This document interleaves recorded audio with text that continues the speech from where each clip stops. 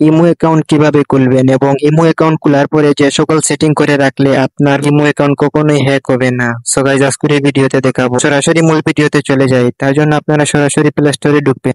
So guys, imo লেখার পরে আপনারা সার্চ করবেন, তারপরে দেখেন এখানে ইমো অ্যাপসটি চলে এসেছে। তো যাদের ইনস্টল নেই তারা ইনস্টল করে নেবেন। আপনারা সরাসরি ওপেনে ক্লিক দিবেন, তারপরে অ্যালাউ করে নেবেন। সো গাইস, তারপরে আপনারা এখানে আপনাদের কান্ট্রিটা সিলেক্ট করে নেবেন, অবশ্যই বাংলাদেশ সিলেক্ট করে নেবেন। তারপরে আপনারা যে নম্বর দিয়ে ইমো অ্যাকাউন্ট খুলতে চান সেই নম্বরটি এখানে বসিয়ে দিবেন, 0 বাদ দিয়ে। নম্বরটি বসিয়ে দেওয়ার পরে সরাসরি এই টিক মার্কে ক্লিক দিবেন, তারপরে ওকেতে ক্লিক দিবেন, তারপরে আবার ওকেতে ক্লিক দিবেন, তারপরে এটা অ্যালাউ করে নিন। তারপরে এন্টার ইউর নেম, আপনারা এখানে যে নাম দিয়ে ইমো অ্যাকাউন্টটি খুলতে চান সেই নামটি এখানে বসিয়ে দিবেন। নামটি বসিয়ে দেওয়ার পরে আপনারা এখান থেকে সরাসরি টিক মার্কে ক্লিক দিবেন। চাইলে আপনারা এখানে ফটো অ্যাড করতে পারেন, তো আমি অ্যাড করব না, সরাসরি টিক মার্কে ক্লিক দিব, তারপরে এটা অ্যালাউ করে দিব। ফাইনালি আপনার ইমো অ্যাকাউন্টটি তৈরি হয়ে গেল। তারপরে এখন আপনারা এই প্রোফাইল আইকনে ক্লিক দিবেন।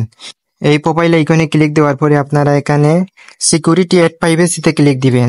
তারপরে এখান থেকে আপনারা লগইন প্রোটেকশনে ক্লিক দিবেন। Basic protection, two step verification এটি আপনারা অন করে নেবেন। সো গাইস, এটি অন করে নিলে আপনাদের একটি ভালো সুবিধা হবে। আপনাদের এই ইমো অ্যাকাউন্টটি অন্য ফোনে লগইন করতে হলে আপনাদের ফোনে ফার্স্টে একটি ওটিপি কোড আসবে। তো এই ওটিপি কোড যতক্ষণ পর্যন্ত তাকে দিবেন না ততক্ষণ পর্যন্ত আপনার এই ইমো অ্যাকাউন্টটি লগইন করতে পারবে না। তারপরে অ্যাডভান্স প্রোটেকশনে ক্লিক দিবেন।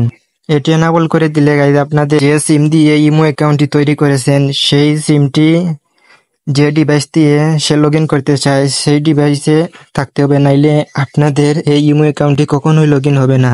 সো গাইজ, আপনারা চাইলে এটি এনাবল করে দিতে পারবেন। তারপরে আপনারা এখান থেকে ক্লিক দিবেন ম্যানেজ ডিভাইস।